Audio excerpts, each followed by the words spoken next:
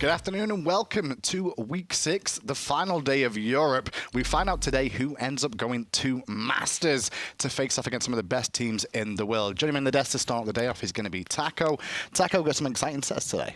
We do certainly have a lot of potential upsets coming through. I mean, there's a three-way tie possibility. Three-way tie possibility, and I think that that'll be pretty exciting to see how it plays out. Well, with that three-way tie, let's go to the standings just so you get an idea of how this could all work out today. Obey against Lion Guard will open the day, but they're against Lion Guard. That won't influence the standings at all. What we're looking at, though, is going to be Enix, the new team that was once Valiant Squadron, up against Dignitas. The winner of that would qualify themselves to number 2.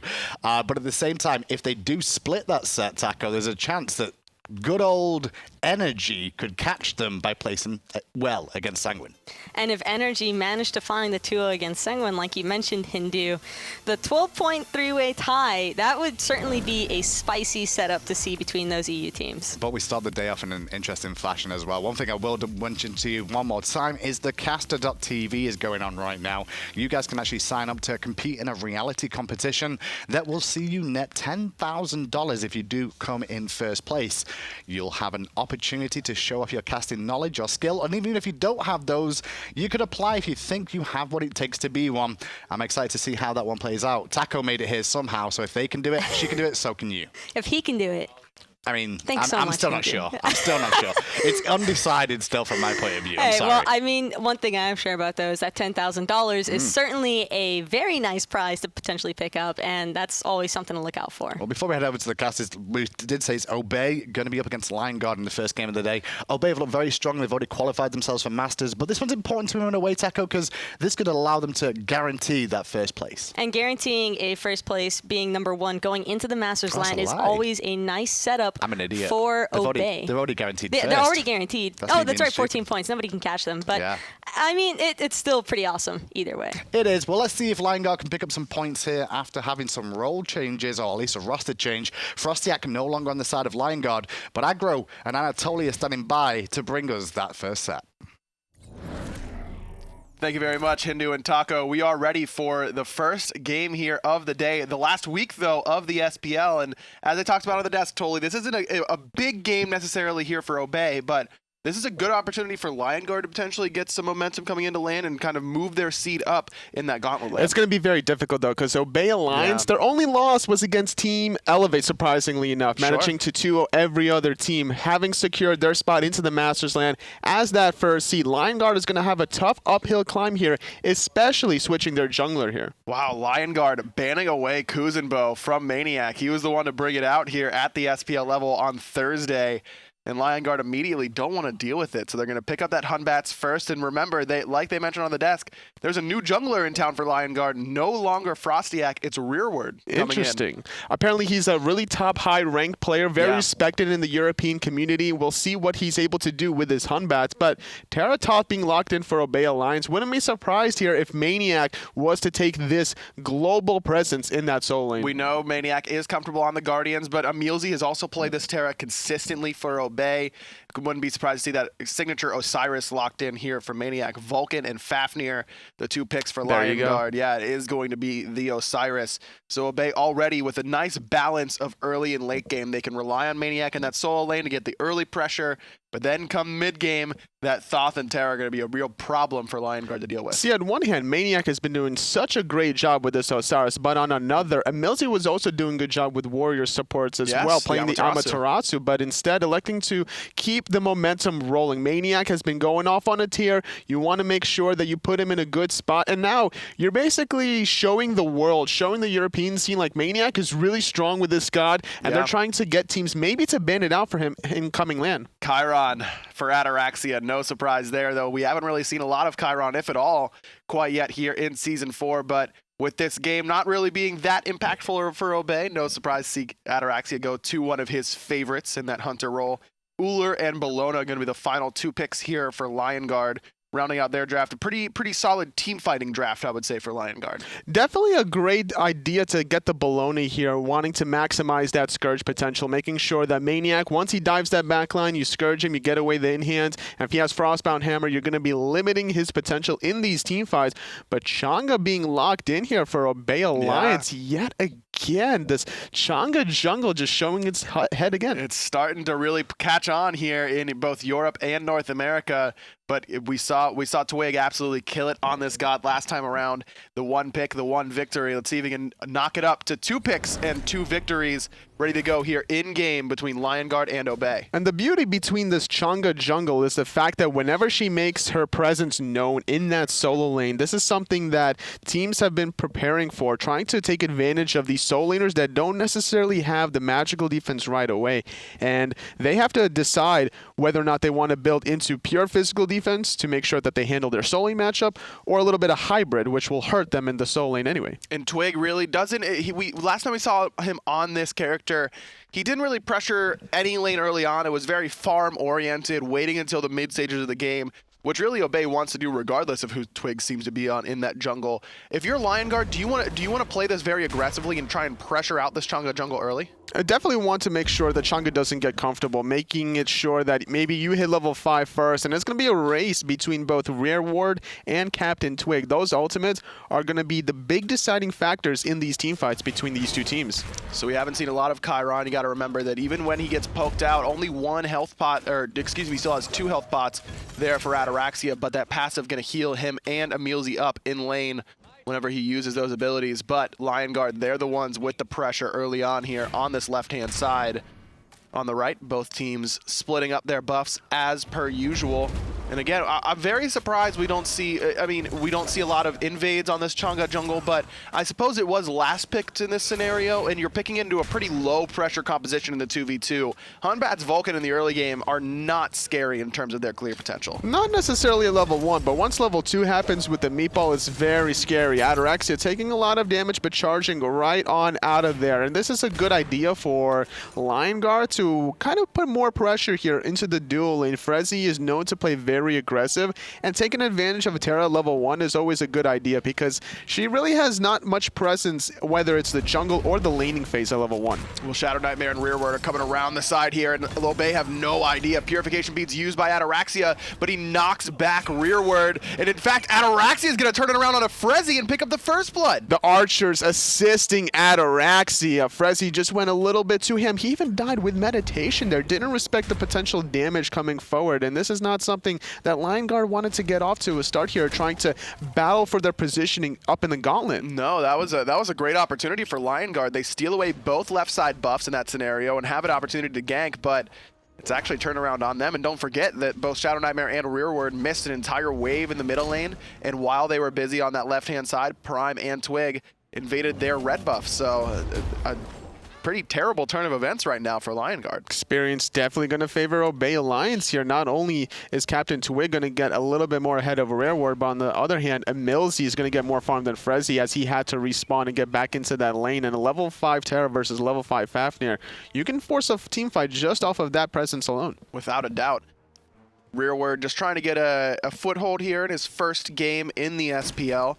It was the first time we've seen ShadowNightmare with a new jungler not named Frostiak in a long, long time, and that's got to be difficult to play with one player for so long, especially with positions that are so intertwined like mid and jungle are, and then try and make an adjustment to a new player. It's definitely long-term committed relationship that they once had. Yep. And I wouldn't be surprised necessarily if they still play with each other actually off of the SPL competitive matches. They're still probably playing ranked together. You know, they're really good friends regardless of the fact there's friendship a little bit, but there's also the business side of things. And if things don't work out, you have to figure out what necessarily didn't work out for your team and make those necessary adjustments moving forward. Yeah, I think a lot of people really underestimate it. It's not just those from the outside looking in, but those inside the pro scene as well, that it isn't always a black and white sort of scenario. Friendship and business decisions are separate, and that can lead to some tough decisions for teams in terms of roster changes and things like that. Which is why we see a lot of rosters changing in between season 3 and 4 specifically. The only teams that stuck together were Cyclone GG and Team Eager, surprisingly enough. Kind of tale of two opposites, where Team Eager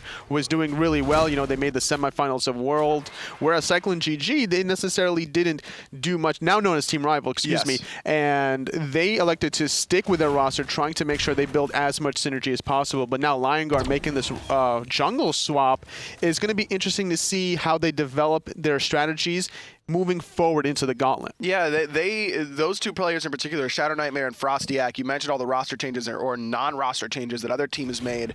There were always changes on this former Dignitas, now LionGuard roster, but it was always the same two. Those were the anchors in the mid and jungle, and now LionGuard kind of has to find a new anchor, I would say, and ShadowNightmare going to have to try and do it without his long-time jungler. Regardless, we're 4.5 minutes in. Obey, surprisingly enough, got the first blood despite it was LionGuard being the aggressors, and now Obey looks to be the aggressors themselves in the enemy jungle, trying to steal away this red buff. Having a lot of damage here between PrettyPriMe and CaptainTwig, now both at level 7. This is a good opportunity for them to look for a team fight, especially after getting their own red buff. They have double sustain as well. We didn't really mention this between EmilZy and CaptainTwig, so LionGuard is going to have to recognize this really early and start building into that anti-healing. And it isn't anti-heal worthy, I would say, but Ataraxia's healing with his passive is also there, so it's kind of like 2.5 sustain gods here for Obey. Quite a bit of healing in terms of good, decent in-combat healing as well. Jump forward by Rearward. They're looking for PrettyPriMe, but he used the purification beads and gets out of that Vulcan ultimate. Huge waxing moon coming out from CaptainTwig, and Frezzy's going to take his second death early on. Rearward trying to get away from the whole of Obey, chasing him down. Even maniaKK is here to join the party. Rearward with the speed buff may be out, but he turns around and seals his own fate. EmilZy locks down number 3 for Obey, and they immediately turn their sights to the objective. Obey aligns, showing us why they're such a strong team, winning the team fight after getting the red buff of LionGuard Esports here. So doing a great job controlling the pacing of the game, controlling the space control in the jungle side of LionGuard, now up to a very comfortable lead at 2,500 gold at the 6-minute mark. They just seem to team fight so well, Tully. I mean, we've seen the kind of maturation of this team from what they were in Season 3, the finals runners-up to the World Champions energy, and I think a lot of people expected a pretty significant downfall after losing Variety, their solo laner, but Obey just seemed to keep getting stronger and stronger, but it's still a similar identity to what they had in Season 3. And the thing is, when you look at these two team compositions between Obey and LionGuard, definitely favors Obey in terms of the short-term potential between the Chang'e ultimate as well as Thoth, whereas you look at LionGuard, their setup between the Hunbats and Vulcan ultimate can be easily negated with one purification beads into running away, and then there goes your big damage source of ShadowNightmare, whereas PrettyPriMe can use that ultimate from so far away, and it's through the walls very instantly. It's not as telegraphed as the Vulcan. It's true. Vulcan ultimate does have an excellent range similar to that of PrettyPriMe, but it's a little slower. It's not quite as instant, and so it's going to be a little bit easier for PrettyPriMe to confirm that ultimate damage on the Thoth. Another invade attempt. There's the ultimate coming down. This one's going to find home on the Twig, but maniaKK still running away. Chang'e is going to fall. LionGuard gets put on the board by Ducky out of the solo lane, but PrettyPriMe is here. Final Judgment is going to hit Frezzyy, but it's not quite enough damage to finish him off. LionGuard able to escape with a clean kill. Not the worst thing in the world here. Only losing CaptainTwig. Could have lost potentially more. They still secure their own speed buff. They don't lose the blue buff in the process. They have the meditation being used by Frezzyy, and he can't get out after the ultimate fizzles. No, he has to transform back into the dwarf, and we lost his power. As a result, he's going to fall. Ducky trying to go 1v3 here. No ultimate available for the solo laner, but he is pretty tanky. maniaKK diving that tower. Meditation popped by EmilZy, trying to keep PrettyPriMe healthy. maniaKK finally finds Ducky underneath the tower, but ShadowNightmare's made the rotation, but he's out of mana. The turret placement isn't there to follow maniaKK outside of the tower, so maniaKK just able to escape with his life. This Osiris by maniaKK is just so scary. Teams are going to have to start recognizing that this god is just so obnoxious, especially in the hands of maniaKK. He's going to be able to dive towers just like this. He doesn't even have too much physical defense. He only has Mark of the Vanguard and Silver Breastplate. I think that's something along the lines of combined 40 physical protection and taking the tier 1 tower for about 10 to 15 seconds while the rest of his teammates are trying to throw the pot shots outside the tower. It's not enough to really put him down, though, even despite taking that tower up. maniaKK on this Osiris. Remember, he does get percent damage mitigation through his passive, so that can help out in scenarios like that. We've seen Ataraxia continue to play aggressive on the left-hand side. He's got that level lead over FleuryQ. Ataraxia has his hand in 3 of Obey's 5 kills early on. but he decided to finish his boots before the Transcendence, whereas FleuryQ on the Ullr, he went Transcendence first. Who does this favor now, Tolu? It favors Ataraxia because of the rotation he made earlier on. With the increased mobility, he was able to make his presence known in that earlier teamfight, which is why Obey Alliance got that Gold Fury after winning that teamfight so handedly. This is something that hunters always struggle for. Like, do I get a physical power spike or do I go for the extra mobility? Now, if you don't have mobility and the enemy hunter does, then you could potentially get chased down very often. Well, you can see the no mobility option for PrettyPriMe right now in the mid lane. He went for the Doom Orb to start us off before the boots. We want to talk about a damage option in the middle lane. Doom Orb, as our good friend F. always likes to say, you can do more with Doom Orb. Oh, F. Oh, maniaK though in a lot of trouble. 1v3 Vulcan ultimate over the top, but it doesn't matter. maniaK's going to use Lord of the Afterlife. Still doing a good job. Tether buying him a little bit of time, but the Bludgeon and the Scourge finally confirming the kill. It's a great timing of a kill as well, because the fact that the Gold Fury is down. So overcommitting 4 members on the right, not that big of a deal for LionGuard. It took 3 ultimates, and maniaK still almost survived, courtesy of that ult from EmilZy, but he does finally fall. LionGuard recognizing how potent that Osiris can be. PrettyPriMe charging that final judgment, not firing it off quite yet. EmilZy and Twig are here, but it's still a 3v4. maniaK does not have that teleport available whenever he respawns, but Ducky is the target for Obey. There's the Waxing Moon and the final judgment. Ducky can't dash out of it, but he's still alive until Twig puts him down with his 1. EmilZy trying to help out his jungler, running away. Great double stun out of the Terra, stops the Dragon Breath out of EmilZy, and now Obey's trying to turn it around. The stun is not going to find a home on the ShadowNightmare, and LionGuard able to escape, but so does CaptainTwig. Ooh, they're not done yet. EmilZy trying to stop the back earlier on from Rearward. Not going to be able to stop it, but without ShadowNightmare having any sort of mana here, he's definitely going to get focused out. Nice little stun. Angus buying him a little bit of time, but CaptainTwig's right around the corner. Oh, just not enough damage from Twig. He used all his mana on that one last-ditch attempt to try and pick up the veteran mid laner for LionGuard, but just wasn't enough damage. PrettyPriMe still alive, very low HP, and Rearward could try and chase him down, but with that long-range evade and punish, no chance of catching that slippery Thoth. Obey Alliance are just so good in responding any sort of deficit that was given to them. maniaK getting dove under that tier 1 tower. With all those cooldowns being not available for LionGuard, Obey Alliance, they start grouping up and they chase down the members of LionGuard in that solo lane, almost even chipping away at that tier 1 tower. And this is something that made Obey Alliance such a strong team here in Season 4, only having 1 loss. They've just absolutely been killing it all season long. Already secured the top seed out of Europe for the Smite Masters LAN that will be taking place right at the end of April. As they mentioned on the desk, Tolly, I think that the big storyline for today overall comes in the 2nd and 4th sets of the day. It's going to be formerly Valen Squadron Enix up against Team Dignitas. If they split, then all Energy needs to do is 2-0 the bottom-seeded Sanguine to force a 3-way tie. This is despite the awful start that Energy had to the split. That can be a very interesting 3-way tie. All 3 of those teams are very strong, especially when everything matters. Energy have been struggling a little bit to start things off in the split, but so far, towards the end of it, they picked it up a little bit, and I wouldn't be surprised if that 3-way tie does happen, that they all of a sudden just turn it up and make it. Absolutely. I mean, that's the crazy thing, is that only the top 2 teams are guaranteed a spot at the Smite Masters. So you're talking about Enix, you're talking about Dignitas, and Energy. Only one of those is guaranteed, and then the other 2 have to go through the gauntlet, which is going to be incredibly difficult for every team in Europe and North America that have to go through that. So it's going to be a pretty crazy day here, potentially.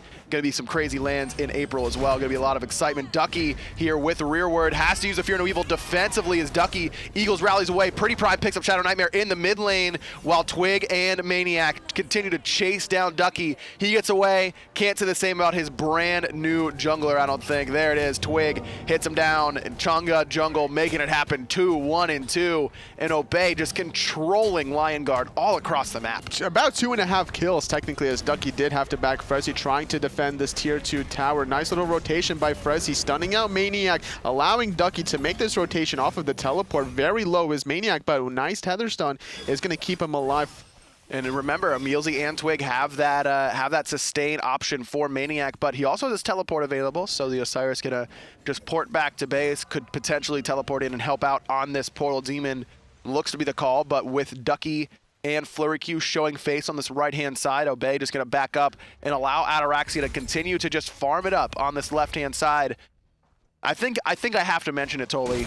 We're 3 items into Ataraxia's build, and we still haven't seen a Brawler's Beat Stick. Which is very surprising, right? He usually goes for this kind of unconventional build in the Hunter role. Very innovative is Ataraxia ever since he's been playing competitively back in his days in Titan. And level 15, 1 level above FleuryQ at the moment, opted to go for the Executioner here. Starts the tier 1 here. Looks like to be a Fatalis potentially. Yeah, you just got to give Ataraxia a couple shots whenever you get the chance. It's just fun. But I do think that I love the creativity that he brings to the Hunter role. You never know what he's going to pull out in terms of builds. It always makes you think, you know, could this be better? Is this the best possible build path? And sometimes the answer is no, but sometimes the answer is yes. And you can always count on him to try and bring something different to the table. Surprisingly, Ataraxia goes for Executioner while maniaKK goes for the Ichavile. Normally, it might be the other way around. Oh, hold that thought, though. In the mid lane, a lot of pressure onto ShadowNightmare. Again, Rearward forced to use that ult defensively.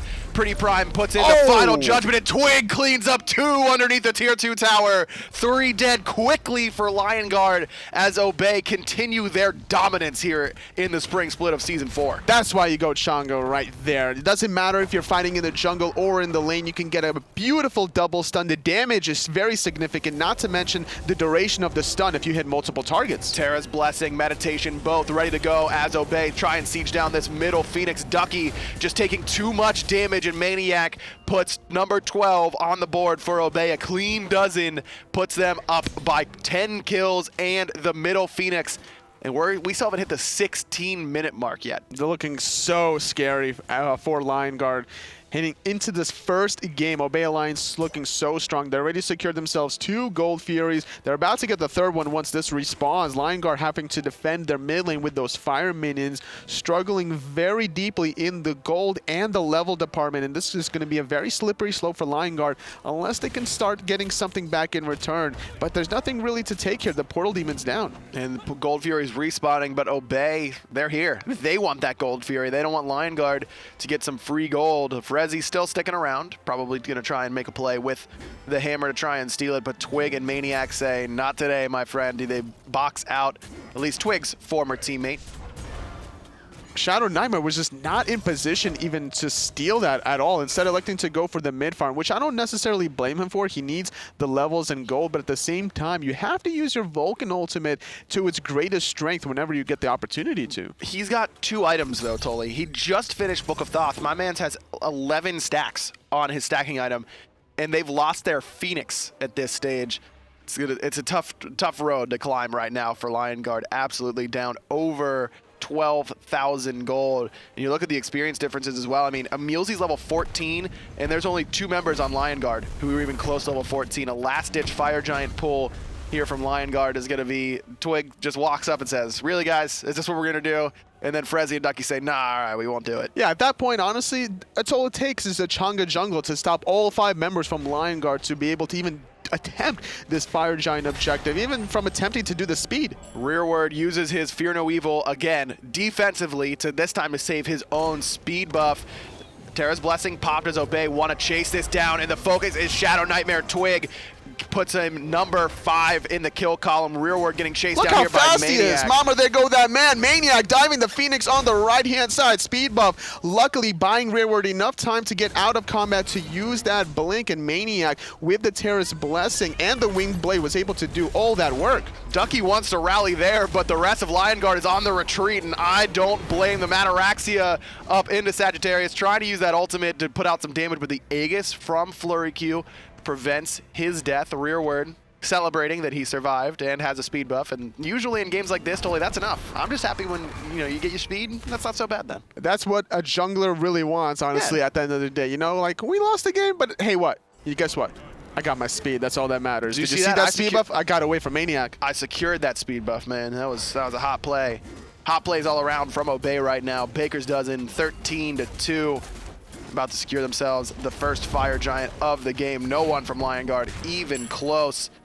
Goes the way of Obey, who just really have to worry about the Titan at this stage. ShadowNightmare Doesn't even get off the ultimate in time, getting stunned out by PrettyPriMe, who has been on point with these aggressive dashes nonstop. He's just been, and when you allow a Thoth to get the free farm in the early game, as well as a Chang'e jungle, then this is kind of what's going to happen.